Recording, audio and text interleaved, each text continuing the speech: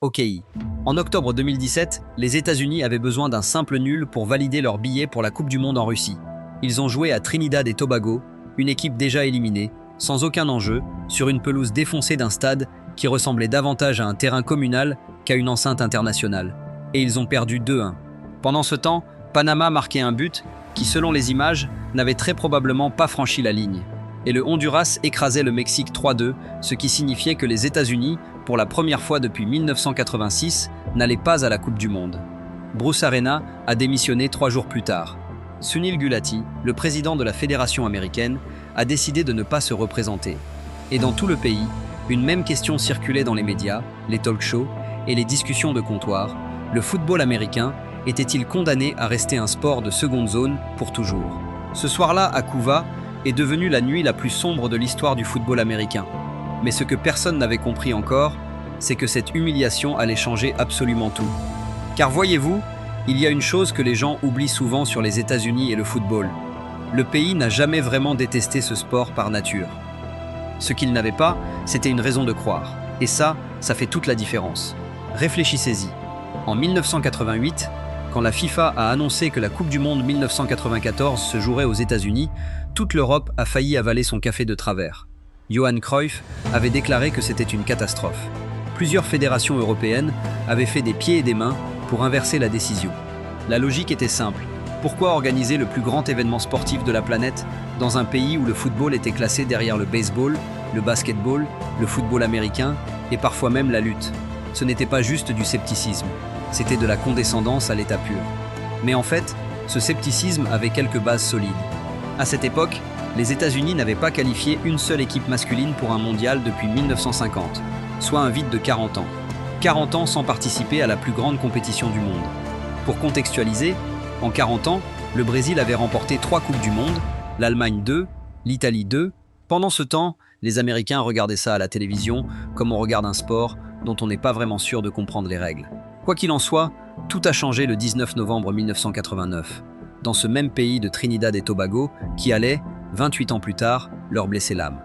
Un milieu de terrain californien du nom de Paul Caligiuri a armé une frappe de 25 mètres dans un stade à moitié vide et a envoyé le ballon dans la lucarne du gardien trinidadien. Ce but, qui a qualifié les États-Unis pour l'Italie 1990, est entré dans l'histoire sous le nom de « The Shot Heard Round the World », le coup de feu entendu autour du monde, une formule empruntée à la guerre d'indépendance américaine. Ce n'était pas anodin. En fait, ce qui s'est passé ensuite à l'Italie 1990 n'était pas glorieux sur le plan des résultats. 3 défaites en 3 matchs, dont une 5-1 face à la Tchécoslovaquie, mais sur le plan de l'histoire à long terme, ça comptait.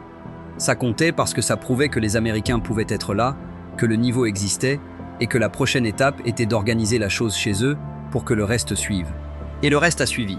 En 1994, plus de 3,5 millions de spectateurs ont rempli les stades américains sur toute la durée du tournoi, un record absolu d'affluence qui tient encore aujourd'hui, malgré le fait que les éditions suivantes ont accueilli des groupes bien plus larges avec 32 équipes au lieu de 24. La moyenne était de près de 69 000 spectateurs par match, dans des enceintes comme le Rose Bowl ou le Giant Stadium, des stades construits pour le football américain et le baseball, et qui n'avaient jamais accueilli ce genre d'atmosphère. Eric Winalda, l'un des attaquants de cette équipe américaine, l'a dit lui-même. On essayait de prouver aux Américains qu'on n'était pas nuls. Les gens dans la rue ne voyaient pas la différence entre le football et le lacrosse. Malgré tout, le stade était plein.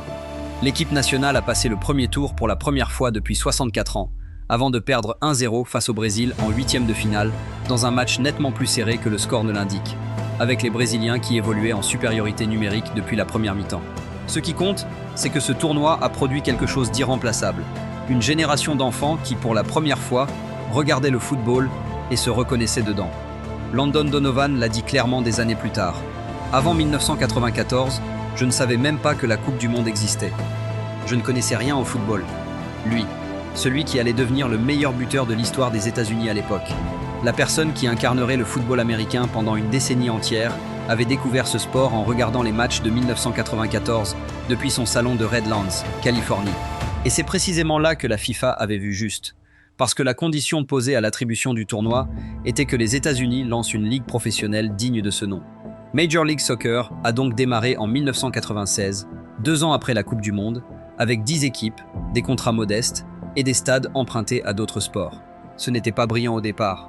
Des franchises ont failli mettre la clé sous la porte, les stars internationales importées coûtaient cher, pour un spectacle pas toujours au niveau, et plusieurs analystes prédisaient l'effondrement de la Ligue avant la fin de la décennie. Pire encore, l'équipe nationale elle-même stagna. Après le rêve de 1994, l'édition 1998 en France avait été catastrophique. 3 défaites, un seul but marqué, une élimination sans gloire dans un groupe qui comprenait l'Allemagne, l'Iran et la Yougoslavie.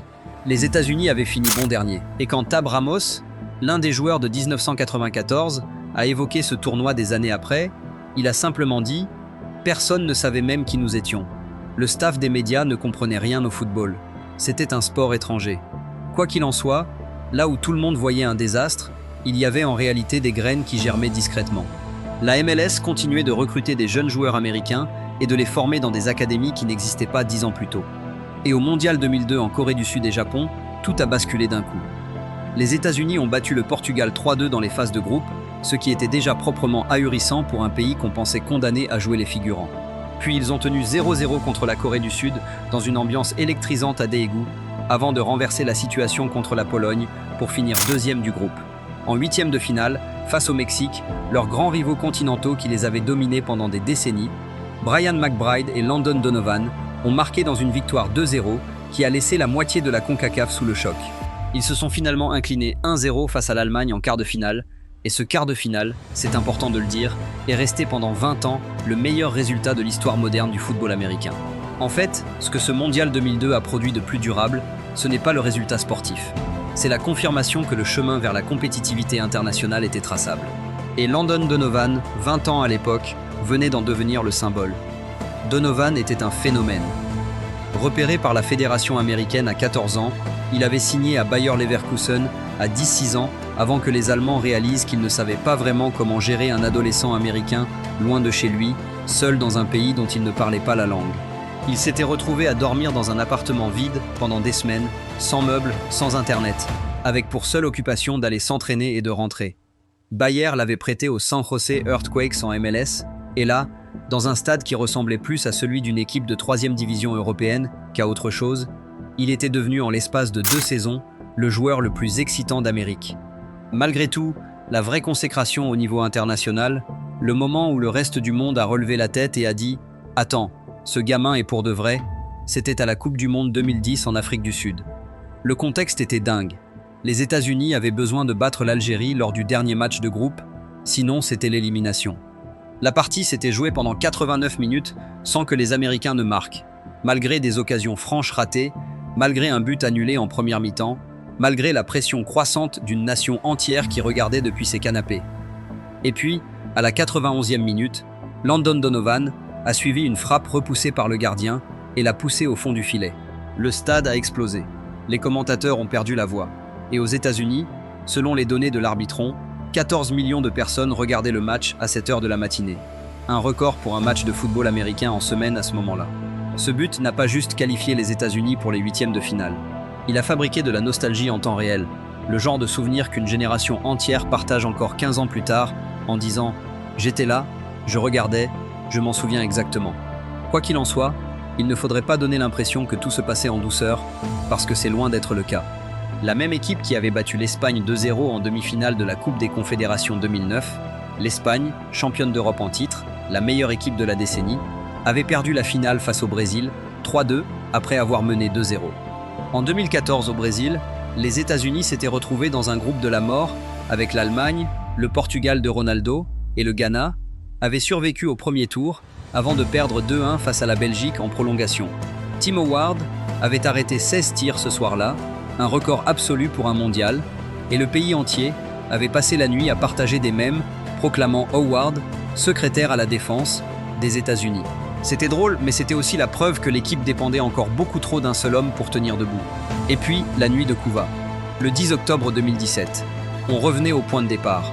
Ce qui est arrivé dans les semaines qui ont suivi cette défaite contre Trinidad et Tobago est peut-être la chose la plus importante de toute cette histoire. Parce qu'un mois plus tard, la fédération américaine a convoqué un groupe de jeunes joueurs en stage au Portugal pour tourner la page, et parmi les gars qui ont fait leur début ce soir-là en novembre 2017, il y avait un milieu de 18 ans nommé Tyler Adams et un autre de 19 ans nommé Weston McKennie.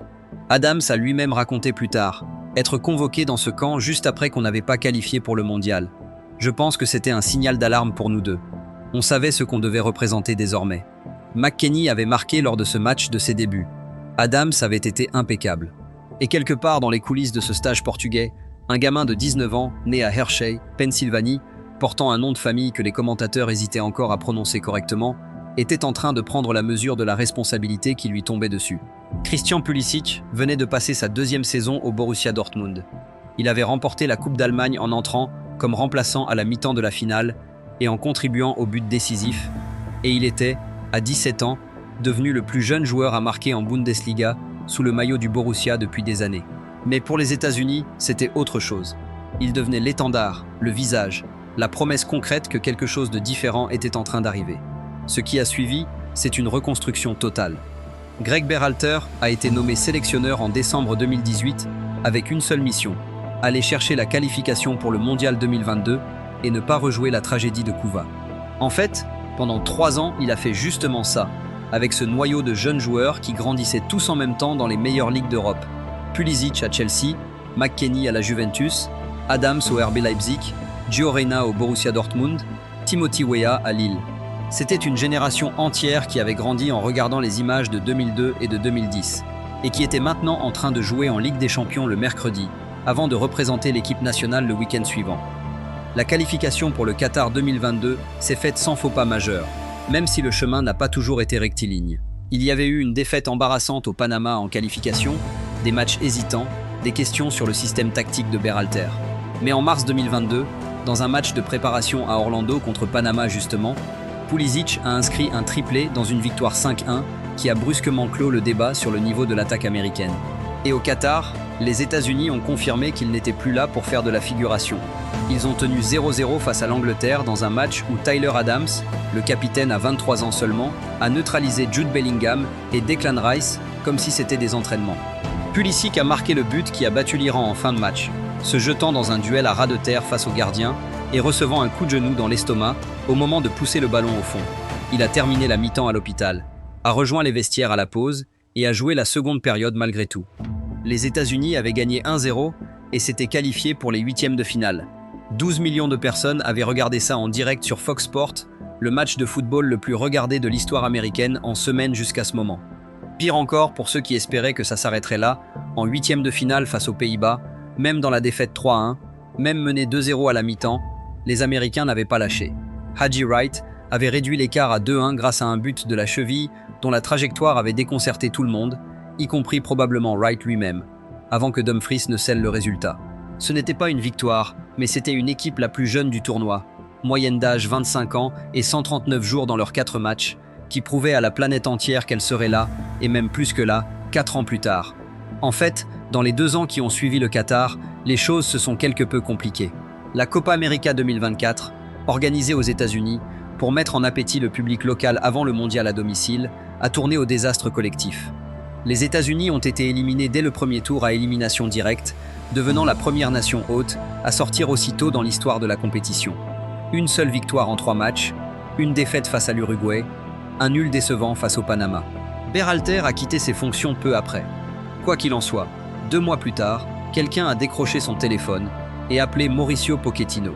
Ce n'est pas rien Pochettino, l'homme qui avait transformé Tottenham en prétendant sérieux à la Ligue des Champions pendant 4 saisons, qui avait mené le PSG en finale de la même compétition, qui avait dirigé Chelsea avec des moyens colossaux. Il a accepté le poste de sélectionneur américain en septembre 2024, et ce choix, à lui seul, a envoyé un message très clair au reste du monde footballistique. Les États-Unis ne jouaient plus pour le plaisir d'être invités à la fête. Dès sa première sortie officielle en octobre 2024, une victoire 2-0 sur Panama, avec des buts de Younous Moussa et Ricardo Pepi, l'identité que Pochettino voulait instaurer était visible. Pressing intensif, engagement physique, transition rapide, un vrai plan de jeu. Et puis en novembre 2024, dans un quart de finale de la Ligue des Nations contre la Jamaïque, Pulisic a marqué un doublé lors d'une victoire 4-2 à Saint-Louis et est devenu le joueur le plus rapide de l'histoire de l'équipe nationale américaine à atteindre 50 contributions décisives, buts et passes confondus. 50 contributions. Le précédent détenteur du record, Landon Donovan, avait mis nettement plus de matchs pour y arriver. Il faut dire ce qu'est Pulisic à ce moment de l'histoire, parce que les chiffres ne suffisent pas à le décrire. Ses 2 premières saisons à l'AC Milan, où il avait rejoint le club en juillet 2023, après 4 années à Chelsea, avait été tout simplement révélatrice d'un joueur qui atteignait enfin la pleine maturité. En 2023-2024, 15 buts et 10 passes décisives en Serie A, une deuxième place avec le club, un trophée de l'équipe type de la saison. En 2024-2025, 16 buts et 11 passes décisives toutes compétitions confondues, la Supercoupe d'Italie, remportée en janvier, avec un but personnel en finale contre l'Inter, à la 80e minute pour égaliser, Milan s'imposant finalement 3-2. Sélection consécutive dans l'équipe type de la Serie A.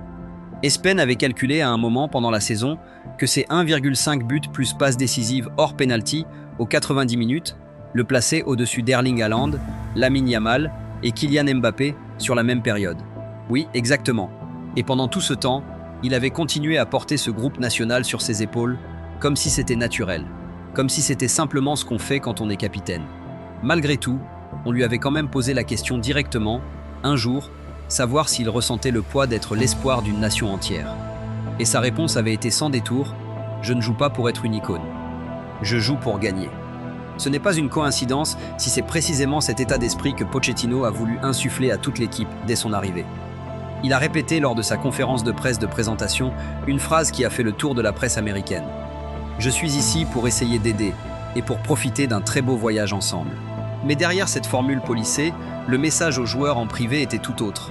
On ne vient pas pour bien paraître, on vient pour gagner.